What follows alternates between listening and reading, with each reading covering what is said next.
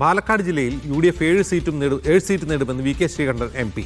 ഭരണവിരുദ്ധ വികാരം ഏറ്റവും കൂടുതൽ അലയടിച്ച ജില്ലയാണ് പാലക്കാട്. കോങ്ങാട് അട്ടിമറി വിജയമുണ്ടാകും.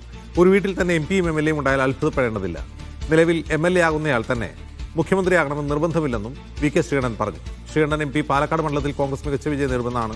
ന്യൂനപക്ഷ വോട്ടുകളിൽ വിള്ളലുണ്ടാകില്ല. മതേതര സ്വഭാവമുള്ള പാലക്കാട്ടുകാർ വർഗീയ പാർട്ടിക്ക് വോട്ട് ചെയ്യില്ല എന്നും അദ്ദേഹം പറഞ്ഞു. നല്ല ഭൂരിപക്ഷത്തിന് UDF പാലക്കാട് നിയോജകമണ്ഡലത്തിൽ വിജയിക്കും.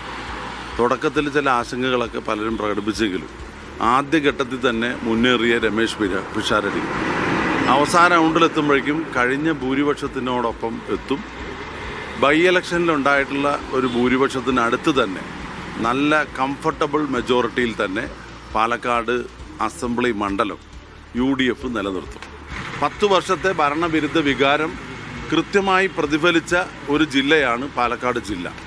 2 മന്ത്രിമാരുണ്ടായിട്ടും പാലക്കാട് ജില്ലയിലെ കർഷകരുൾപ്പെടെയുള്ള പൊതുസമൂഹത്തിന് ഈ ഗവൺമെൻറ് ഒന്നും ചെയ്തിട്ടില്ല എന്നുള്ള വളരെ വ്യക്തമായിട്ടുള്ള വിമർശനമാണ് തെരഞ്ഞെടുപ്പിൽ ഉടനീളം ഉണ്ടായിട്ടുള്ളത്. അതുകൊണ്ട് ഗവൺമെൻറ് വിരുദ്ധ വികാരം ഒരു ഭാഗത്തും, അതുപോലെ LDFന് നേതൃത്വം നൽകിയിട്ടുള്ള CPMലെ അന്തഛിദ്രവും അഭിപ്രായ വ്യത്യാസവും അതിരൂക്ഷമായ ഒരു കാലഘട്ടമായിരുന്നു ഈ കഴിഞ്ഞ ഏതാനും മാസങ്ങൾ. അതിൻ്റെ പ്രതിഫലനവും